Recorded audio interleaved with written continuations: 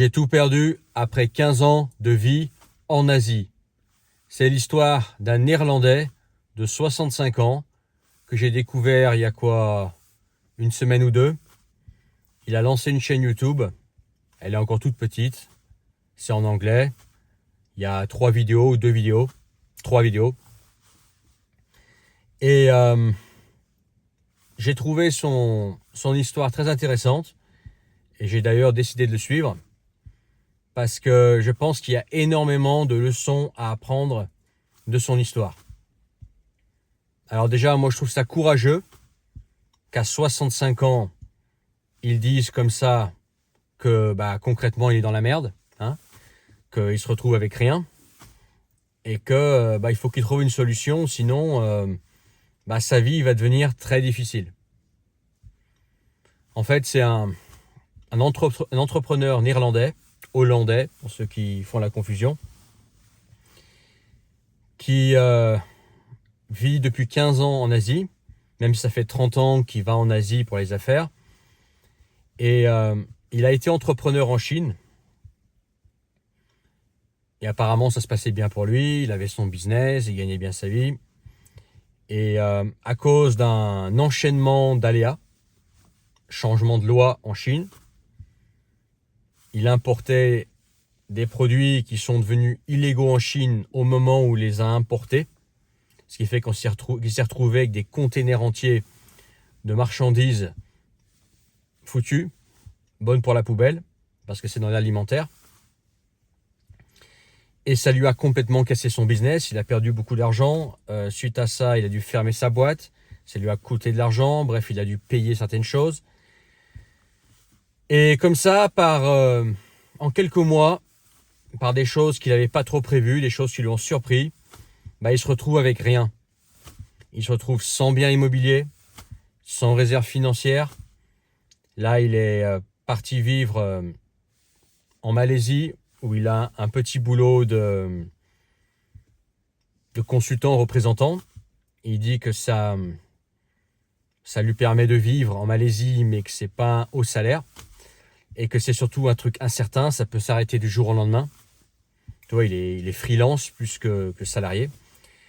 Il sent que la boîte va pas rester avec lui encore pendant longtemps.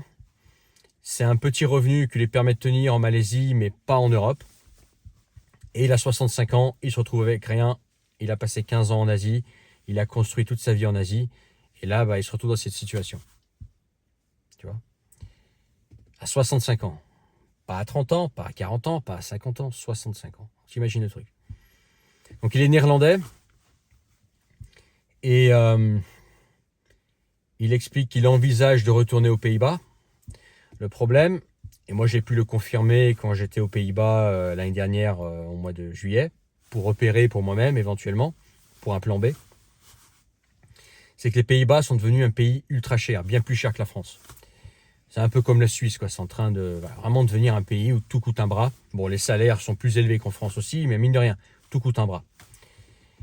Et que avec les revenus qu'il a actuellement, ou qu'il pense pouvoir avoir en faisant quelque chose de similaire, il pourrait même pas survivre aux Pays-Bas en fait. Il serait obligé de passer par l'équivalent du RSA aux Pays-Bas. Aux Pays-Bas, il y a aussi une sorte de RSA qui est plus élevé qu'en France. Le RSA aux Pays-Bas, enfin l'équivalent du RSA aux Pays-Bas est plus élevé que le SMIC net en France. D'ailleurs ça devrait nous faire réfléchir. Quand un pays quasi voisin de la France a un RSA plus élevé que le SMIC français, c'est que ça commence à craindre pour la France. Bref, mais même, je te rassure, avec le SMIC néerlandais, tu survis pas aux Pays-Bas. Sauf si, de là-bas, tu as des aides sociales qui te permettent d'avoir un logement. En fait, si tu te retrouves sans rien aux Pays-Bas et que tu as la nationalité française, tu as une sorte de RSA, tu as un logement aussi qui est pris en charge par l'État, etc. Bref, on ne te laisse pas dans la rue. Mais par contre, tu es vraiment poussé à chercher du travail. On te met vraiment la pression pour que tu sortes vite de cette situation. On te propose des formations gratuites, etc. Mais bref, il y a globalement un système un peu à la française, même s'il est peut-être encore un petit peu mieux aux Pays-Bas, mais à condition de vraiment rien avoir. Mais mine de rien qu'avec ça, il se rend compte que aux Pays-Bas, il ne pourra pas se loger parce que le logement est juste inaccessible. Les loyers sont complètement dingues. Les prix de l'IMO, je t'en parle même pas. À 65 ans, il va pas pouvoir retrouver un travail aux Pays-Bas. Personne ne le voudra. Parce que même là-bas, partout, hein, passé un certain âge, on te fait comprendre que tu es trop vieux. Et que ça va être très difficile pour lui aux Pays-Bas. Okay. Et d'un autre côté, en Asie, il sait qu'il est dans la précarité. Autre chose, il vieillit. Il sait que les problèmes de santé peuvent arriver à cet âge-là. Et qu'il a plus confiance dans les hôpitaux européens, notamment néerlandais, que les hôpitaux d'Asie, quoi. Et c'est vrai que si tu n'as pas une assurance santé béton, il faut mieux se faire soigner aux Pays-Bas que quelque part en Malaisie ou quelque part en Asie du Sud-Est, dans une clinique bas de gamme, quoi, tu vois. Ces cliniques-là, des fois on entend ouais, l'Asie c'est bien pour se faire soigner. Oui, si tu as une assurance santé béton. Et lui en fait il a une assurance santé. Les chiffres sont publics, donc je peux les citer. Il dit qu'il paye 4 000 € d'assurance santé par an. Donc, voilà. Et que ça, c'est ce genre de sommes-là, c'est des sommes qui sont vraiment des sommes énormes pour lui maintenant. Et que il pourra peut-être bientôt plus se permettre de payer ce genre de prix, quoi. Et que sans une très bonne assurance santé en Asie, il ne veut pas vivre en Asie, il se retrouvait avec une qualité de soins aléatoire qu'il préférait aux Pays-Bas. Le problème, c'est qu'en Asie, il n'a pas vraiment de plan. Donc là, il essaye de trouver des plans, se décarcasser. Et là, il a lancé une chaîne YouTube. Ok. Mais bref, pourquoi je t'en parle? Simplement parce qu'il y a énormément de leçons à tirer de ça. C'est-à-dire que le mec, il a passé 30 ans en Asie, donc 15 ans de vie sur place. Ça allait bien pour lui, entrepreneur, il avait le vent en poupe, etc. Ça allait bien pour lui et qu'à cause de certains changements de loi très rapides et un concours de circonstances, il se retrouve dans la merde. Okay. Donc la première leçon qu'on peut en tirer, c'est que tu sais jamais vraiment dans la vie les hauts et les bas, et que même tard dans ta vie, même si tu penses faire les choses bien, ça peut te tomber sur la tronche et tu peux tout perdre. Donc ça c'est une chose, toujours pas trop avoir confiance en soi, oui, mais pas trop s'emballer non plus. Alors je connais pas exactement les détails, il va sûrement en parler dans sa chaîne YouTube, mais de ce que je comprends, à un moment donné, il a misé très gros sur un truc, il a mis tout ce qu'il avait sur un truc très gros qui devait lui rapporter pas mal. Et à ce moment-là, il y a eu ce changement de loi, ce concours de circonstances qui a fait qu'il s'est retrouvé avec sa marchandise foutue et qu'il a tout perdu et que le fait de fermer sa boîte, ça l'a embarqué dans une galère financière qui fait qu'il a tout perdu. La deuxième leçon qu'on peut en tirer, donc, c'est que quand tu entreprends, quand tu prends des risques comme ça, toujours garder un petit truc de côté, quoi. Pas miser tous tes biens immobiliers, tous tes investissements, tout ton cash, etc. Et de se dire, voilà, bon, écoute, allez, je mise 50% de ce que j'ai dans ce projet dans lequel je crois, mais pas plus, parce que si jamais ça devait tourner au vinaigre, si jamais ça devait pas fonctionner comme je pense, s'il devait y avoir un changement de loi ou un coup de pas de chance, au moins, voilà, j'ai de quoi rebondir, quoi. Au moins, j'ai encore un bien immobilier, j'ai encore du cash de côté pour pas me retrouver dans la panade, quoi. Et apparemment, de ce que je comprends, il n'a pas donné tous les détails, mais lui, c'est ce qu'il a pas fait. À un moment donné, il a cru dans un projet, il s'y met à fond dedans, sans garder de filet de sécurité. Et sachant que en Asie, il n'y a pas de filet de sécurité. Il n'y a pas d'aide sociale comme aux Pays-Bas, comme en France, tu vois. Voilà, en France, par exemple, il y a toujours, je sais pas, une aide sociale ou un truc pour te rattraper. Aux Pays-Bas, pareil, tu as des aides sociales. Si tu te trouves avec rien, tu ne seras pas à la rue, tu mangeras, tu auras de l'argent de côté tu auras de l'argent pour vivre tous les mois, tu vois. Et on va te former dans un métier pour que tu retrouves au moins un travail. En Asie, si ça t'arrive ça, que je vois des fois des mecs qui sont très enthousiastes sur l'expatriation en Asie ou même ailleurs, ça peut être la Russie par exemple, ou des pays comme ça éloignés, Amérique du Sud. Je dis pas qu'ils ont tort de pas d'être enthousiastes, mais c'est toujours attention, ne pas trop s'emballer, toujours garder la tête froide et se dire que là où tu es, tu n'as pas de filet de sécurité. Le filet de sécurité, ce ne sera pas l'État, ce sera toi-même. Et que tout miser là-bas, c'est dangereux. et qu'il faut toujours avoir un petit peu de côté. Donc première leçon, ça peut arriver à tout le monde, même à un âge avancé, même à un entrepreneur pour qui tout allait bien. Sa vie a très vite basculé. Et deux, ne jamais miser tout ce qu'on a. Ne jamais mettre ses œufs dans le même panier. C'est une expression connue, mais qui est valable. Toujours garder au moins des trucs pour rebondir. Comme ça, si jamais ça devait pas se passer comme tu penses, tu peux rebondir à la dernière et tu ne te retrouves pas dans un stress. Surtout quand tu es à un âge avancé. Si tu as 20 ans, même 30 ans, allez, tu as la pêche, tu es employable, tu peux facilement retrouver un travail, tu as tes parents derrière, etc., qui peuvent t'épauler, ça va. Mais quand tu passes 40, 50, etc. années, bah, tu as tes parents qui sont potentiellement plus là, tu n'as pas forcément eu d'héritage.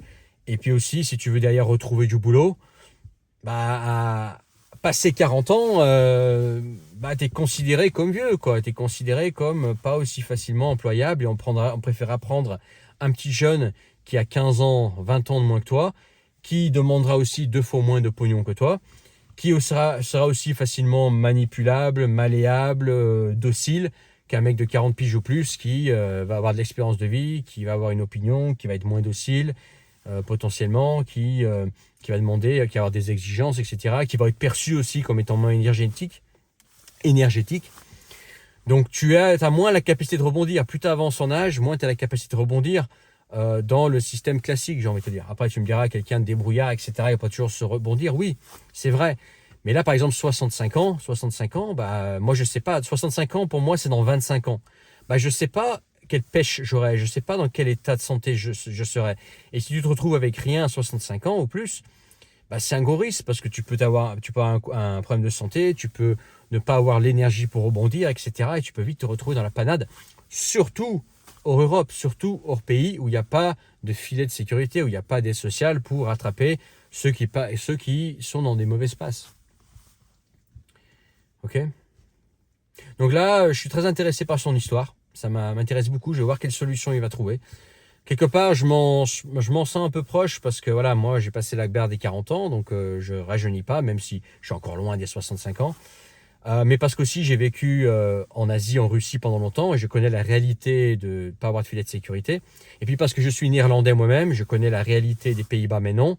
La difficulté que ce serait même pour moi d'aller aux Pays-Bas maintenant par rapport, si tu veux, le niveau de vie par rapport à la France est bien plus élevé maintenant. Donc pour moi, ce serait un coup dur financier. Ce ne serait pas, une promenade de santé de me réinstaller aux Pays-Bas. Ce serait possible, oui. Je ne suis pas si vieux, j'ai des langues, j'ai des compétences, etc. Je suis pas non plus, voilà. Mais j'ai une certaine sécurité aussi que j'ai prévue avec les années.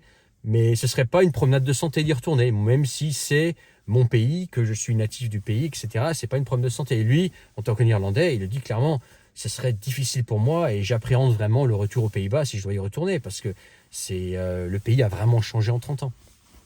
Okay. Attention à ça aussi. C'est-à-dire que quand tu quittes un pays, quand tu fais de l'international, les pays changent avec le temps. Et ça aussi, j'ai remarqué, beaucoup de gens sur Internet ont du mal avec ça. C'est-à-dire qu'on me dit, oui, il y a 5 ans, tu me disais que le pays est comme ça, et puis maintenant, tu me dis que c'est différent, tu as retourné ta veste. Mais non, j'ai pas retourné ma veste, c'est juste que je suis réaliste. C'est-à-dire qu'un pays d'il y a 5 ans, c'est un pays d'il y a 5 ans. Le pays a changé en 5 ans. Les pays changent. La France d'avant, c'est pas la France de maintenant, tu es d'accord avec ça? Bon, bah voilà, les pays changent. Donc, c'est pas parce qu'un pays est comme ça à un instant T qu'il le sera tout le temps. Je vais refaire une vidéo là-dessus par rapport aux devises, mais les devises aussi, c'est un truc auquel il faut faire attention. Les pays changent, les coûts de la vie augmentent, les lois changent, les contextes changent, et il faut savoir jongler avec ça et quelque part être prévoyant toujours face à ça. Je crois que c'est la 3e leçon qu'on peut retirer de cette histoire, c'est que quand tu te lances dans la vie internationale, quand tu t'expaties, il faut être vachement prévoyant parce que le monde change, les pays changent et que ce que tu as quitté, tu penses pouvoir le retrouver un jour, mais en fait non, ça se trouve ce que tu as quitté n'existera plus. Les Pays-Bas que lui, il a connus il y a 30 ans, n'existent plus. C'est fini ces Pays-Bas-là, tu vois. Les Pays-Bas qu'il va peut-être devoir retrouver, c'est un autre pays. C'est un pays complètement différent. Comme les gens qui ont quitté la France il y a 30 ans, s'ils revenaient en France sans y être revenus, entre-temps, bah, ils seraient sous le choc. Ils se disaient, mais le pays a complètement changé. Bah oui. Donc toujours se dire, ouais, je quitte ce pays-là, je quitte mon pays d'origine, je pourrais toujours y retourner après. Non. tu quittes le pays d'origine que tu connais maintenant, mais si tu reviens dans 5, 10 et encore plus 20, 30 ans, peut-être que le pays que tu penses pouvoir retrouver et pouvoir te remettre dans le bain facilement n'existera plus. Il va falloir t'adapter, il va falloir avoir un filet de sécurité, être prévoyant. Okay, mais en tout cas, super intéressant comme histoire. J'ai hâte de voir comment il va se débrouiller. Et puis je pense qu'il y a beaucoup de richesses à en retirer pour mener une vie internationale solide, quoi. Mener une vie internationale comme moi je vais sûrement revivre dans le futur, parce que j'aime ça, tu vois. Et pour être plus prévoyant et pas se retrouver dans cette situation. C'est un très bon cas à l'école. Et lui, j'espère qu'il va s'en sortir. Parce que voilà, déjà je trouve ça courageux qu'il balance ça comme ça sur Internet à cet âge-là, après ce qu'il a connu, après ce qu'il a vécu. Et puis certains diront, après avoir vécu en Asie pendant 15 ans, passé beaucoup de temps là-bas pendant 30 ans, t'imagines revenir en Europe, célibataire, sans femme, rien, pauvre, c'est chaud. C'est ce que je veux dire. Bref, petite histoire que je voulais te raconter, que je trouvais ça intéressant, je voulais partager avec toi en fait ce que j'en retenais. Dis-moi ce que tu en penses en commentaire, n'oublie pas de t'abonner, partager et regarder en description. Tu peux rejoindre mes contacts privés, le canal Telegram et recevoir tous mes messages. Et puis, la communauté privée, notre communauté privée, la formule souveraine est toujours accessible en description pour s'entraider, partager, s'épauler dans ces moments en fait qui sont pas évidents. On est dans un contexte pas évident. Aussi partager des compétences qu'on a, des idées de métier, des idées de solutions alternatives adaptées au contexte de maintenant. Voilà. La communauté privée, pareil, c'est en description. Et si tu veux qu'on s'appelle toi et moi, un appel visio que toi et moi, tu peux réserver ça, pareil, en description. Tu cliques sur le premier lien, tu t'inscris et tu réserves. Et une fois que tu as réservé, on convient d'une date et d'une heure précise pour se parler. Voilà, je te laisse là-dessus. Et puis, écoute, à bientôt pour une autre vidéo.